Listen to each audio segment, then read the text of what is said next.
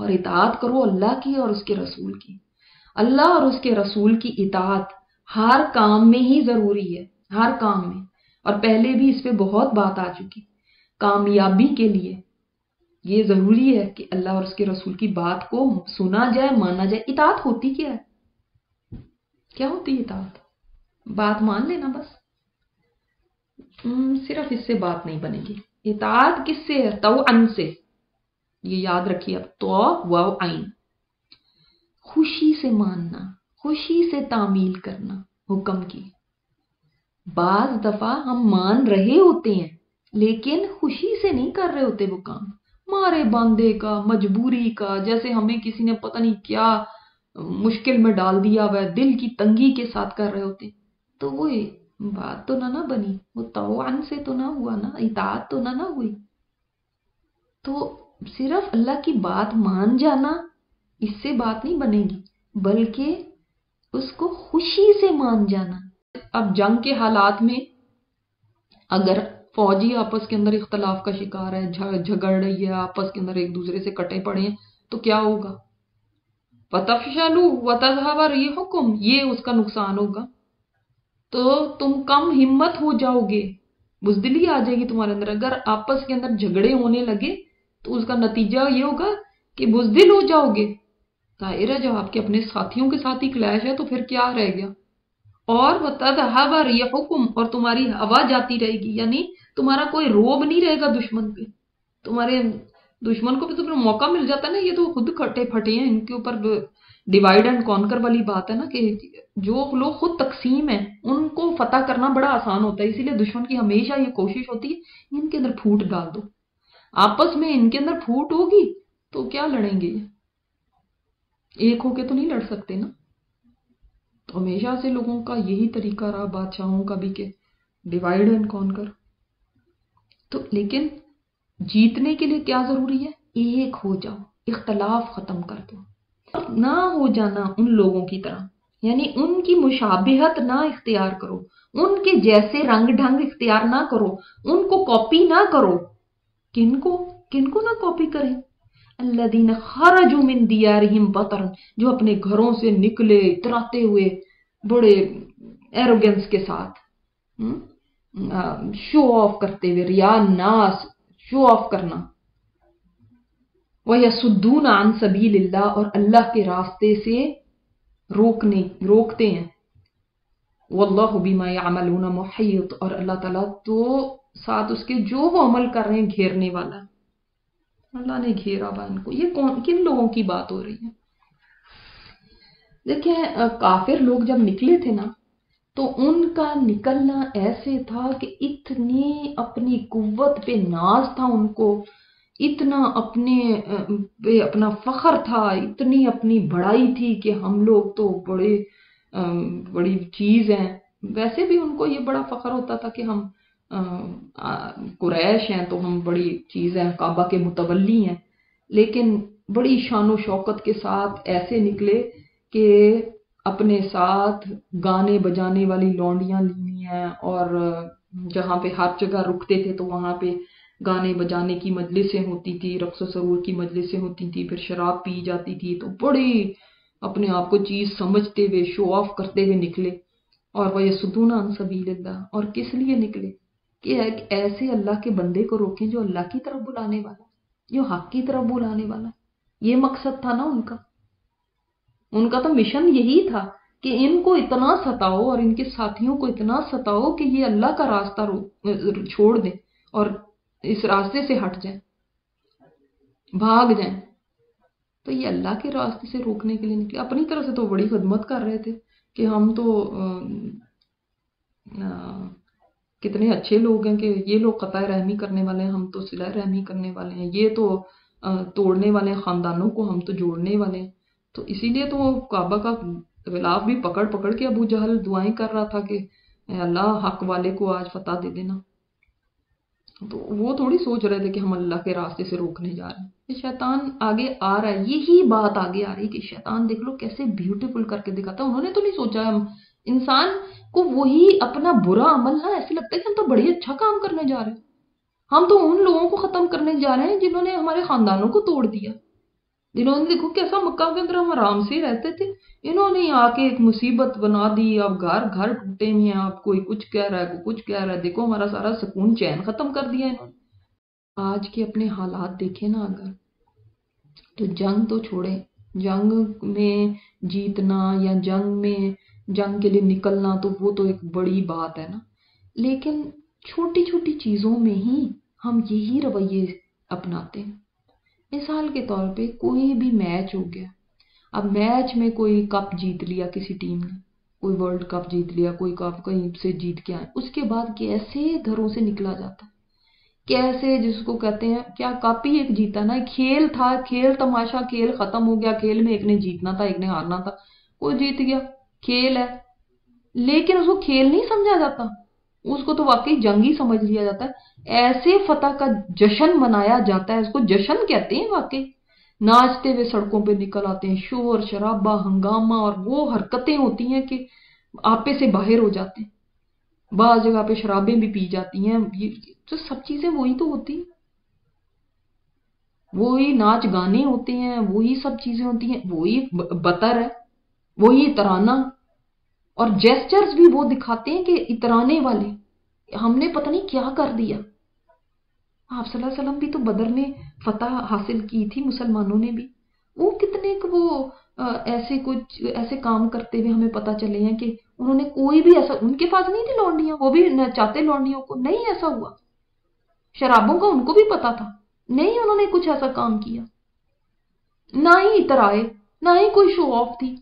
और तो और इससे क्या बड़ी बात हो सकती है, सबसे बड़ी बात तो ये थी कि मक्का जब फतह हो गया, मक्का फतह होना का मतलब ये था कि उनका बड़ी चीज एक आज हासिल हो गई है, मतलब कोई किसी का लेजेंड या कुछ को बहुत ही बड़ा कारनामा इतना बड़ा हो गया था कि जिसकी वजह से सारी दुनिया देख रही थी कि आप देखते हैं कि काबा किसके हाथ में जाता है, मक्का को कौन किसके पास आता है, वो ही हक पे होगा। मक्का फतह करना कितनी बड़ी बात थी, मगर हम कहीं नहीं पढ़ते कि लोग नाचने शुरू हो गए, लोगों ने तुम्हारे बदतमीजी शुरू किया, या औरतों की इज्जतों पे किसी ने हाथ डाला हो, या बूढ़ों बच्चों का किसी ने खून खराबा किया हो, या किसी ने ढोल बजाए हो, या कोई पार्टी टाइम हुआ हो, या दिन रात नाचते रहे हो, या कोई ऐसी बात मिलती नहीं है। क्योंकि वो खुशी को भी और वो जीत को भी अल्लाह की देन समझते थे, और हम अपने मार के समझते हैं। आज देखेंगे कैसे वो ऐसी औरतों को, आज लौंडियों को तो छोड़ें, अल्लाह ताला हमें माफ करे कि लोग अपने घर की बेटियों को, बीवियों को ही खड़ा कर देते हैं कि अब ये नाचेंगी सबके सामने, ये परफॉर्म करेंगी। तो हमारा कल्चर ये नहीं है, ये काफिरों का तरीके हैं, ये उनका था कल्चर, और हमें खास तौर पे कुरान में इसे मना किया गया, तुम उनके जैसे तरीके ना अपनाना। और जब याद करो जब शैतान ने उनके अमाल उनके लिए खूबसूरत बना दिया, ये इसी तरह बतर से निकलना, ये देखे ना, अल्लाह के रास्ते से रोक रहे हैं और इसको बड़ा खूबसूरत शैतान ने बना दिया। नहीं, अल्लाह के रास्ते से थोड़ी रोक रहे हैं, इन्होंने तो कोई काम ही ऐसा किया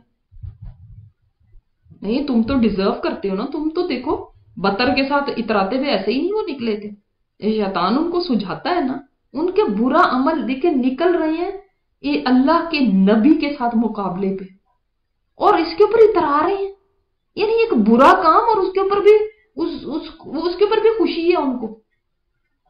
बहुत सारे आज हमारी सोसाइटी में भी ऐसे काम है जो इतने बुरे हैं, कभी काम है, इनसे हमारा दीन मना करता है, और शैतान ने उनको ऐसा खूबसूरत बना दिया, इतना ग्लैमराइज कर दिया है।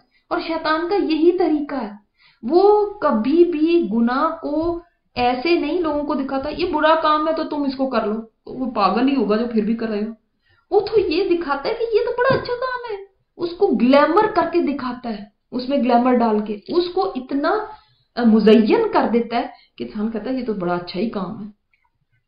आज बुराई के कितने सारे काम आप देख रहे हैं, उसको कल्चर कहा जाता है, उसको मॉडर्निज्म कहा जाता है, उसको परफॉर्मेंस कहा जाता है, और भी इस तरह के बहुत सारे नाम हैं जो इस चीज को दिए गए हैं कि जो आप आर्ट कहा जाता है, ये आर्ट है ये जी हमारा।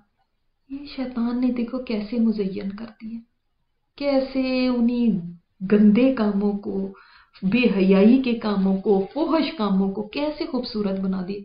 आप देख लें, अब एक औरत बगैर हिजाब के, बगैर उसके बनी समरी किसी मर्दों की मजलिस में जाए तो उसको तो लोग बड़ी खूबसूरत समझते हैं, यार बहुत प्यारी लग रही हैं आप, और क्या हसीना लग रहे हैं। वहीं पे कोई ऐसी चली जाए जिसने बुर्का पहना हुआ है, जिसने अपने आप को कवर किया हुआ है, तो कहते हैं ये क्या, बिल्कुल पता नहीं क्या कौन से जमाने से उठ के आ गई। तो शैतान ने किस चीज को ग्लैमराइज किया बताएं? बुराई को ग्लैमराइज कर दिया।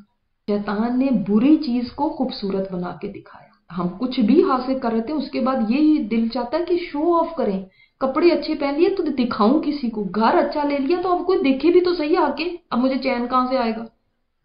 अब एक पार्टी रखूं जिसमें सारे आके मेरी चीजें देखें, मेरे घर को देखें, मुझे देखें।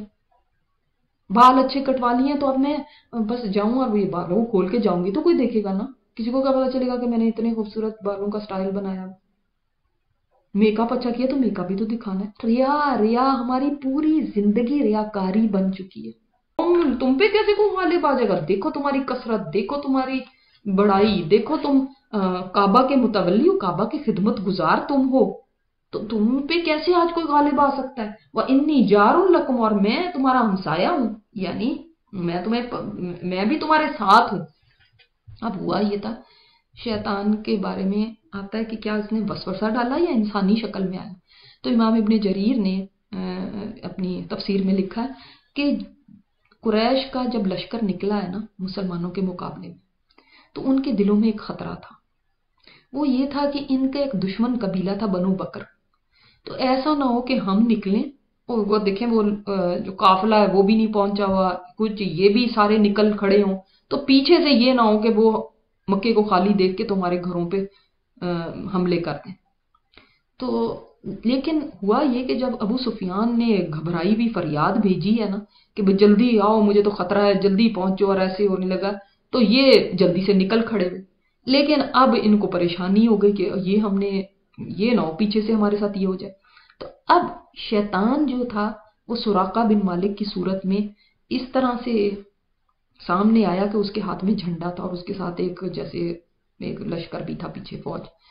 तो सुराका बिन मालिक उसका इलाका और कबीला जो था उसका ये बड़ा सरदार था उस इलाके का, जिनसे हमले का खतरा था। तो उसने आगे बढ़ के इनको कहा कि तुम फिक्र ना करो, आज तुम पे कोई गालिब नहीं आ सकता, तुम्हारे मुकाबले में तुम्हारी कुव्वत देखो कितनी है, तुमसे कौन टकरा सकता है, और मैं तुम्हें यकीन दिलाता हूं कोई तुम पे हमला नहीं करेगा, तुम बिल्कुल बेफिक्र हो, बेफिक्र हो कि तुम आगे जाओ, तुम्हारा मुकाबला आज कोई कर नहीं सकता, और मैं तुम्हारा साथी हूं, मैं तुम्हारे